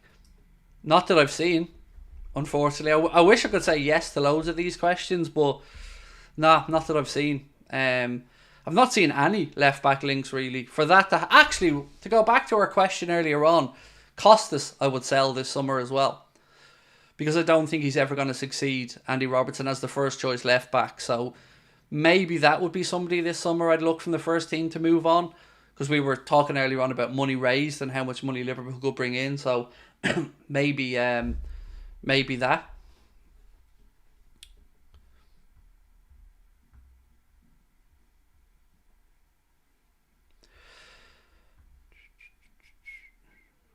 So you have Liverpool, Man City, Arsenal, Man United, Tottenham, Newcastle, Chelsea, Villa, all fighting for top 4, and we don't get 5th spot. I don't know what that means. I've no idea where you're going with that one, mate. Who's we? I don't know what you mean by that statement. Next season, I think there's only really one Champions League place up for grabs, because City, Arsenal, and Liverpool, I think I expect to be fully back there again. So be between Chelsea, Chelsea, United, Spurs, Villa, to battle it out. So let's wait and see. Everton turned him down for their charity match. Look, I'm not going to sit here and slag off Goldbridge for stuff like that or anybody else. I don't get invited or asked to any of these games, so I'm not going to sit here and start saying ha ha ha about any of it. Ultimately, these are charity things, and anybody, even if I don't like them, give up their time to go and help out charitable causes. It's only a good thing. So I hope and I wish that it went for all of them. Money was raised for good causes, and I hope that people that attended it all enjoyed themselves. That's all I'll ever say about them, because I'm not going to sit here slagging off anyone who's willing to do stuff for charity. You know, these are good causes and good initiatives, and I only ever wish them well with them.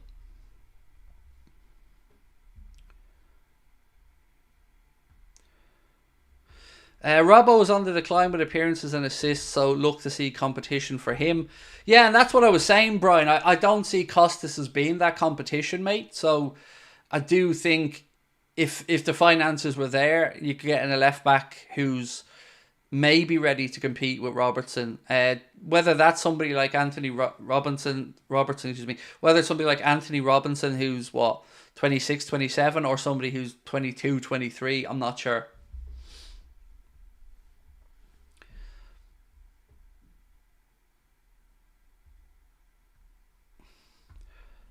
Ugarte or Edson.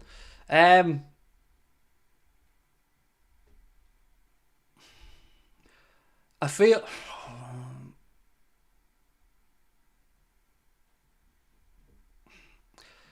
Honestly, I think I'd be equally as happy with either. I think they're both very good players. I think for the system we play, Ederson may suit Slot's way a bit better than Ugarte. So probably maybe just edged him, but I'd be more than happy with either.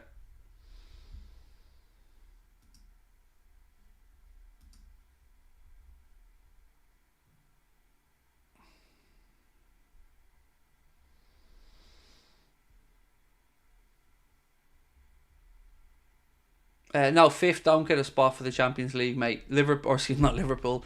England didn't finish high enough in the coefficients to get the fifth spot for the Champions League. So this season, that spot went to Italy and Germany. They got the fifth places, or the additional spots for the Champions League. England didn't do enough because poor performances of clubs in Europe didn't keep the coefficient high enough. Can you do a poll, Lucho, buyer or keeper sell? I'll do it tomorrow if that's okay, if you want to remind me, because I don't think we've enough time to really keep a big sample size tonight. So we did ask, will Eric Ten Hag be United manager next season? It's really close, this. 54% of you guys think he will, 46% believe he won't. What do I think of Hanko? Good, but don't know enough to know if he's good enough, if you get me. Coop Miners or Thuram? Thuram for me because of the age profile. Neither I think though are the right type of player really for what we need. I think we need somebody who is a six or at least defensively minded, which is why the Ugarte or Ederson conversation was one that I thought made more sense.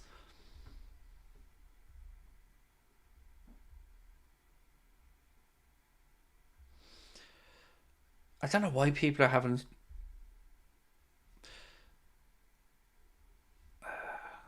Cannot wait for Liverpool's show. I'll 100% be there. Me and all my mates. We love you, lad. Honestly, makes my day every night being here. Oh, thank you, Max. Appreciate you. I don't know why Victor said thumbs down, bye-bye all the time, Max. I don't know what that's... You can go away. Max was being lovely. Thank you, Max.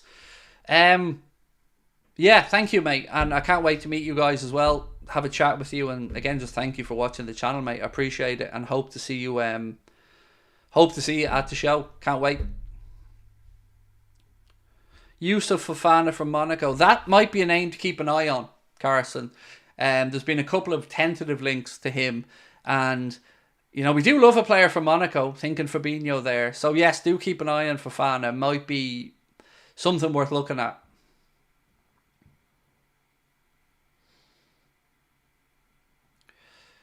Trent going into midfield, Matip or Canade. Well, Matip's gone, so he doesn't play for Liverpool anymore, mate. Then go over to the right back position when he leaves a big gap. I think he probably meant to write either Canade or Kwanzaa for the right side, or Gomez to play at right back. But yeah, Joel Matip has left the club, mate, as has Thiago. Hincapié and Ederson would be enough. I wouldn't say no, Alex. That would be a good window. Hincapié could be available. There was a report yesterday that said if Jonathan Tah signs a new deal at Leverkusen, maybe they'd look to cash in on Hincapié. So Hincapié and Ederson would be... I think that would be clever business. It wouldn't be the most inspiring business. I mean, other clubs' fans wouldn't look at it and shit themselves, but I think it would be astute business for Liverpool.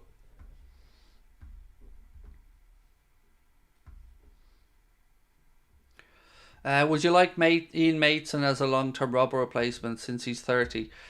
I don't know who the ideal replacement would be for Andy Robertson at left back, because truth be told, I haven't really kept much of an eye on the left back market, so I don't know. Is Edwards buying players?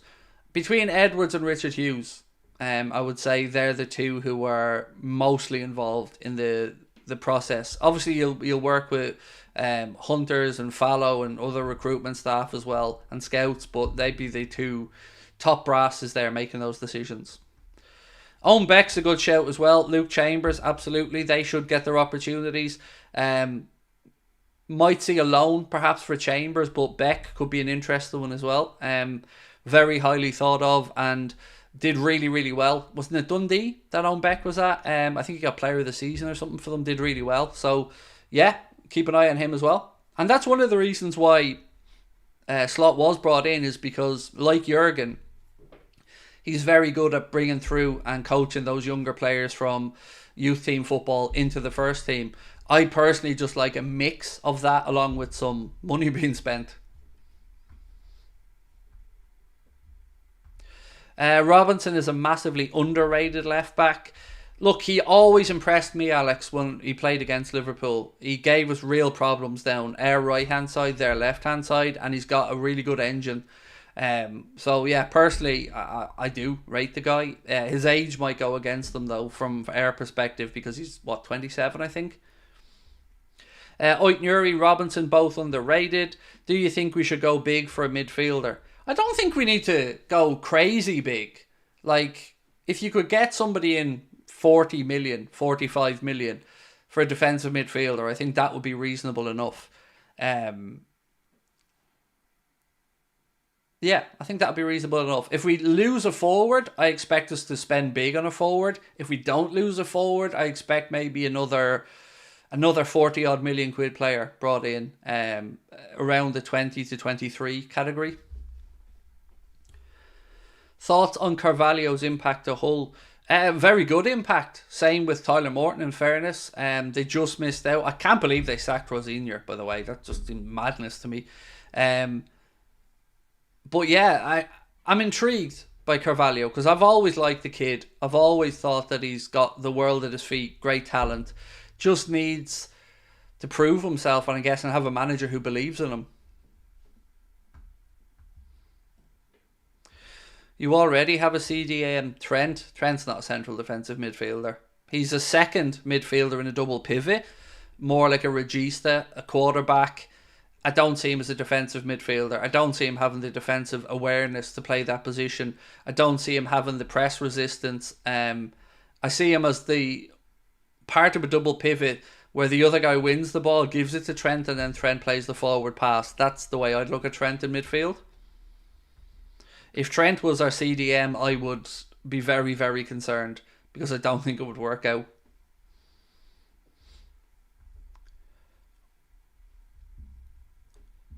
Tanya, thanks for your content, Craig. Always enjoy and look forward to the chats, as I do seeing you in, Tanya, and everybody else, my friend. It's always a pleasure.